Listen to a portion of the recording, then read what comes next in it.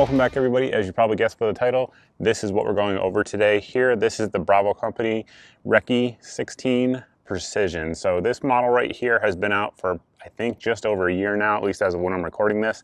And I got this particular one in probably February or January of this year, so pre-pandemic. And we've been shooting a good bit. It's got over 1,000 rounds through it, which isn't a ton by review standards, but by 2020 review standards, it kind of is. So why did I request this from BCM? So first and foremost, I think it's a pretty good concept, of sort of a precision-driven 16-inch 5.56 gun. There's a lot of good uses for it. Of course, with everything, you give up some things and you gain other things, but I kind of think of this as a modern-day Mk12 Holland rifle. Now, I realize a lot of people are losing their minds as I say that in the comment section, and they're actually, texting Master Sergeant Holland as you guys are watching this video, complaining that I just said it. Now, a couple things to think about there. Before you do that, number one, the modern Mk12 Hollands have nice armament rails on them, so they're nothing like the ones of yore in terms of how they look and those types of fond memories. Additionally, basically what you're getting here conceptually is a very similar product. Again, a 16-inch AR-15 chambered in 5.56 with a specific chamber that we'll get into here in just a second, but designed to give you more precision than what you get out of, say, like your standard M4 rifle, but not give you the length of a standard Mk12 or even an AR-15 A4, M16 A4, or a SAM-R if you guys are in the Marine Corps or anything like that. Gives it a little bit more compact package, but a little bit more precision, losing a little bit of velocity. So that's basically the package. So before we go into all the different details, let's step out to the range, see what kind of groups we can get. I believe I shot this in a truck bed when it was really, really hot out, so that's my excuse, but let's check the groups out and then we're gonna come back and get into the details. Now we're gonna see what kind of accuracy we can get out of this barrel with a few different loads. Obviously, we normally like to prone out on the ground. However, right now, out here in the farm, the grass is like 2 feet high and it hasn't been retilled to put the plants in, so there's just no way we can do it. We had to get some elevation to be able to clear the grass for the target. So in the gun right now, we have some M193 and then we have some match grade loads to try through it. On the gun, we have the Primary Arms 2.5 to 10 GLX scope. It's fantastic. And out there on the end of the muzzle, we have the Gemtech Trek. So that's the setup. The trigger, mil-spec, Bravo Company PNT. So we'll see how it does.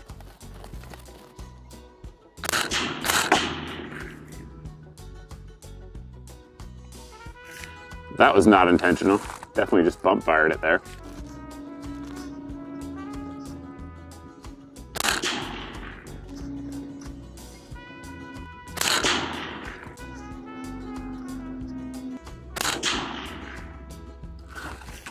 I think that's 5 of the ones we actually intended to shoot. Very likely that's because I can't quite get on it like I normally can from the prone because I'm kind of condensed up here with my feet. Before continuing on with the accuracy portion, I need to correct a point that I just made. I didn't realize it at the time when I was out there recording, but I hadn't shot the gun for about 3 weeks and forgot that I put a Geissele trigger in there. That was the Geissele 3-gun trigger that Brownells offers, their specific one, and that's probably why we had that double fire there. I just wasn't used to it. As soon as I shot that group, I thought about it and I was like, this definitely isn't the BCM PNT trigger. So regardless, that's the clarification rather. Let's continue on. Next, guys, we have some 68 grain Minuteman 223 chambering, and it has the Hornady Match AMP projectile in there, and we'll see how that does in this barrel.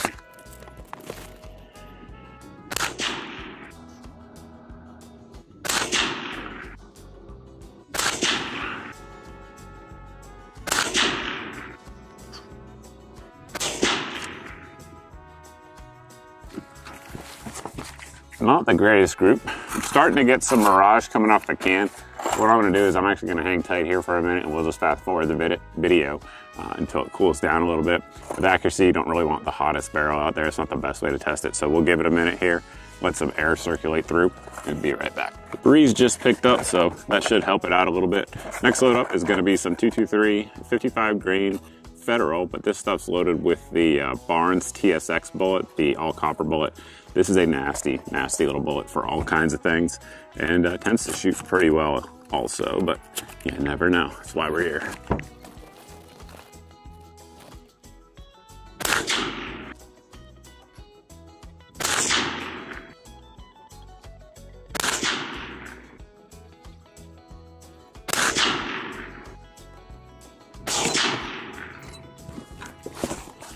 Not too shabby, but not the greatest.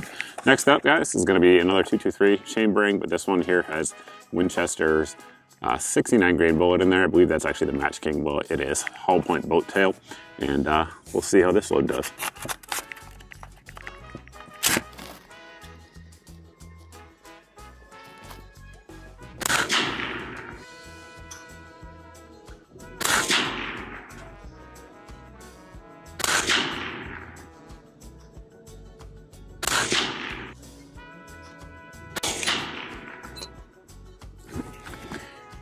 At this point, you guys know better than I do, but I intentionally dialed up because I was holding at the top right square, in the top right of that square, because all the bottom targets were obscured by grass.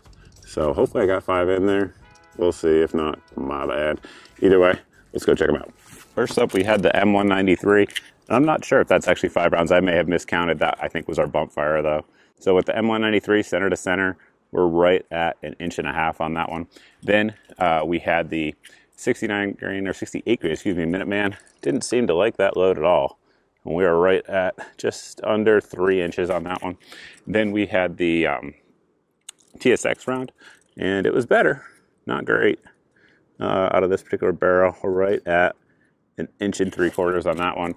And no doubt about it, it likes the 69 grainer. It was hard to tell when I was back there shooting if those were actually same holes, and they definitely were. Once you get up here, center to center, we're right at 1/2 inch on that one. So definitely likes that load. Like any barrel, you got to find out what it likes. But that's absolutely shooting lights out. Now that you guys have seen the groups that we got, at least with that ammo on that day in that truck bed regardless, we're going to move on and continue on and kind of work through some of the details here on this carbine. So they do come with the Bravo Company Gunfighter muzzle brake on there. It's a muzzle brake / splash hider, and we did replace it here throughout the majority of the testing with the Gemtech Trek silencer. It's a good little can, inexpensive, it does the job just fine. And then continuing on back, we do have a medium contour 410 stainless steel barrel.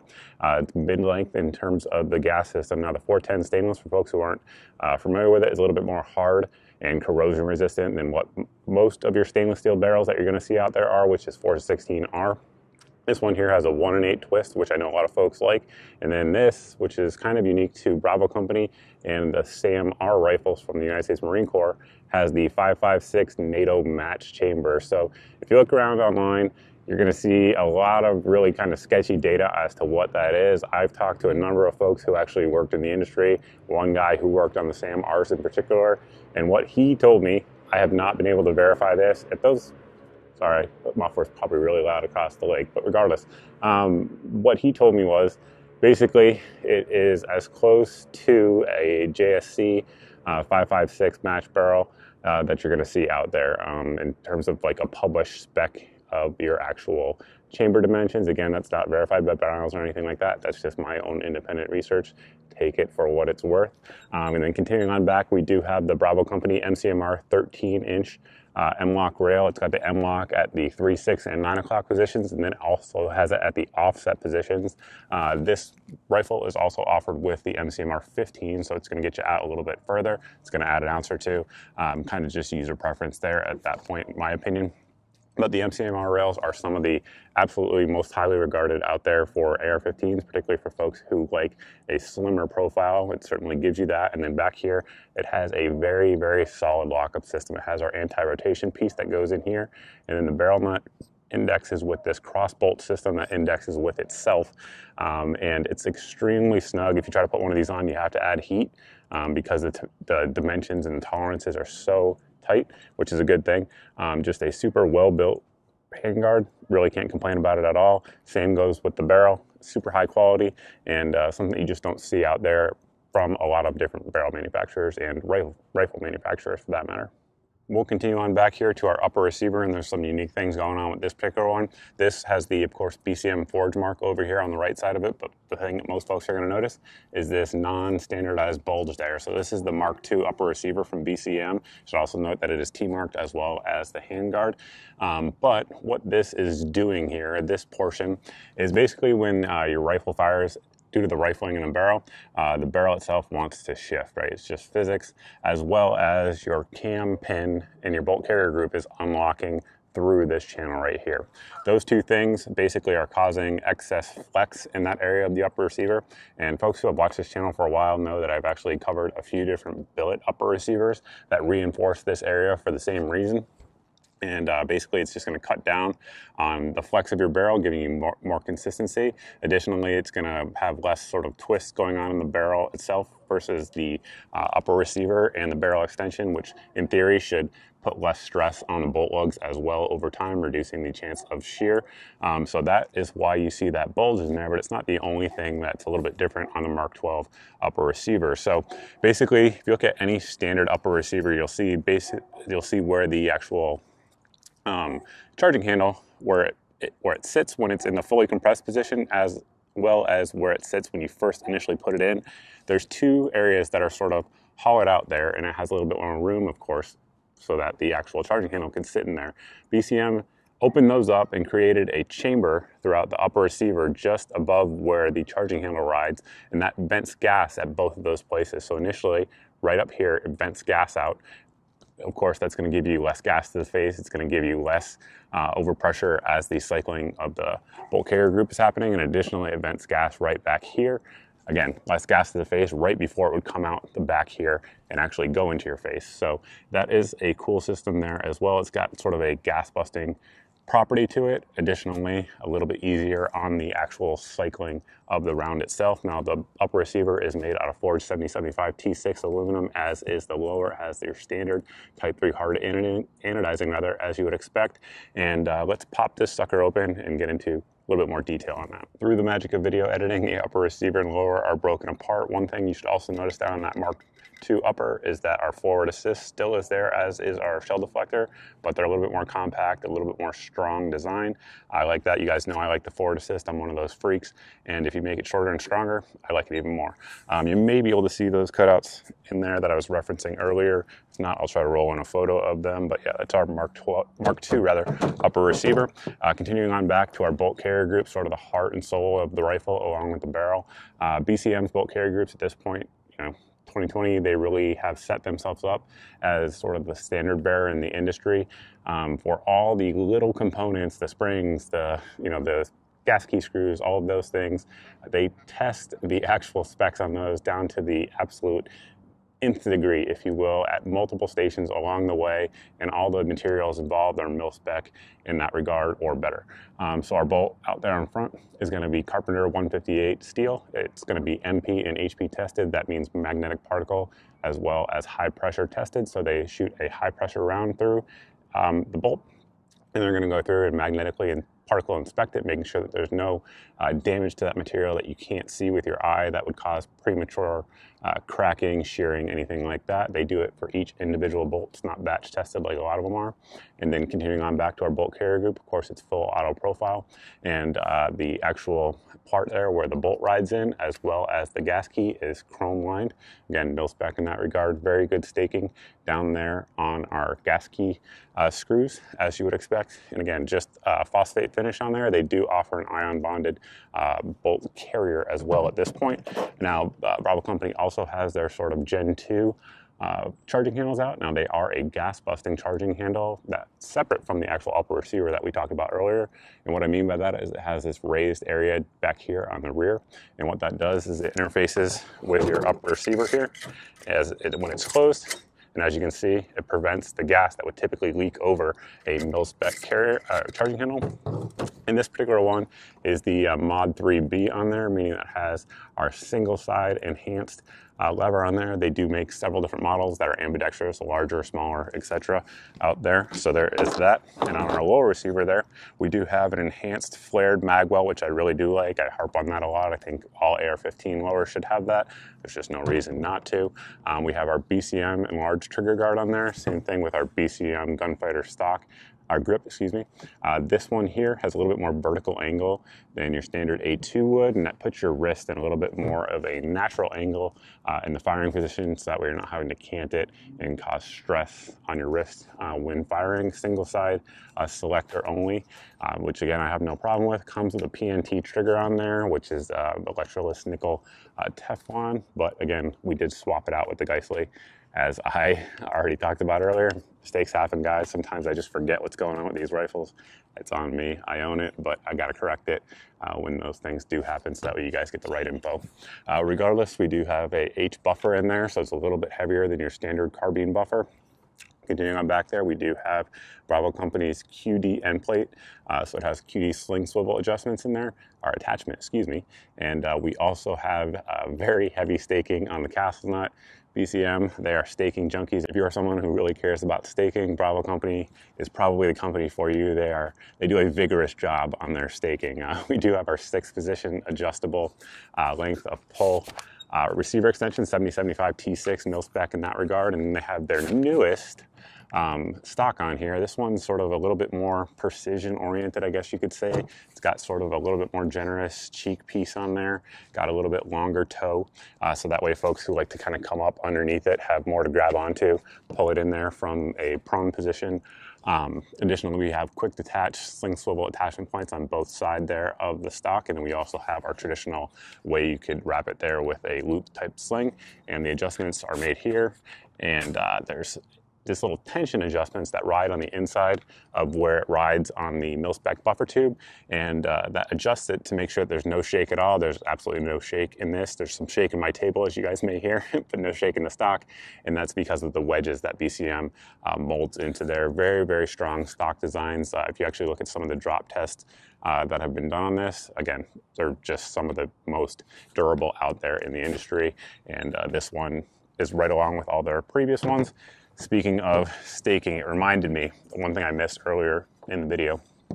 The gas block on this particular carbine here is not pinned, so a lot of folks look for a pinned gas block. Bravo Company has never done that, at least to my knowledge anyway, with any of their low pro gas blocks. However, they do have the dimpled barrels on there, and they actually use a super high temp thread locker on their dimpled barrel screws.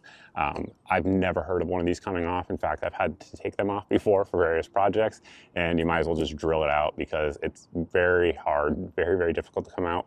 I've said in the past, I generally think that pinning is the most bomb-proof method. This is the second, and there's a lot of military service rifles that have this exact type of installation on the gas block. Never heard any problems with them, so just kind of pointing that out there since I was on the little staking key there. At this point in the video, I think we've covered most of the important facets of the rifle, with a few exceptions. Number one, I mentioned we have just over 1,000 rounds through it. We've had 0 malfunctions outside of that one bump. That was me not using the trigger correctly. It's a equipment slash user here error. It's not on the gun because that is not the factory trigger that comes with this rifle. So outside of that, we had 0 issues at all. Everything's ran as it should. You know, with the can on there, it's a little bit quote unquote overgassed, but it runs just fine. There's no problems with it. You don't have to worry about it. You know, of course you can start adjusting things if you want to. I didn't want to do that, and we didn't have to do that. So that certainly is good. Price point wise on this one, MSRP on the RECCE precision rifles, the 16s that we have here, is coming in at, I believe, $1,630. So compared to, you know, other offerings on the market, it's a kind of more than most. But that said, there are a ton of $2,000 and $3,000 AR-15s out there on the market, and I would say that the BCM rifles, really any of them, but this one as well, can hold its own with any of them out there in terms of any types of performance criteria, specs criteria, inspection criteria, brand reputation criteria, whatever you want to say about it. BCM simply makes a quality rifle, really high quality rifle, and if you ask anybody who's knowledgeable about AR-15s, I think you'll get a concur on that statement. So that's pretty much it. It's a feature loaded rifle, as you guys saw. Obviously there was a ton to get into. I could do full reviews on all of this. I could do a full review on the upper, I can do a full review on the stock, all of those sorts of things. I have a full review on the handguard. So yeah, there's a lot to get into. That was kind of an overview, but all of it is good, and this rifle will continue to be used in the rotation going forward. You guys are going to see this rifle for years. We'll keep throwing the round count on there and keep you guys updated as we go along. If you have any questions about it, you can always post those down in the comment section. However, the best place to reach me if you actually need an answer to your questions is over at my Facebook page. I do get back to everybody over there. I actually see the messages rather than here on YouTube or elsewhere that you may be watching, where I just don't see them all. It's just the way it is in terms of a user feedback from the creator standpoint. So that's it. Thanks for watching, guys. I truly appreciate it, and I look forward to seeing everybody in the next video.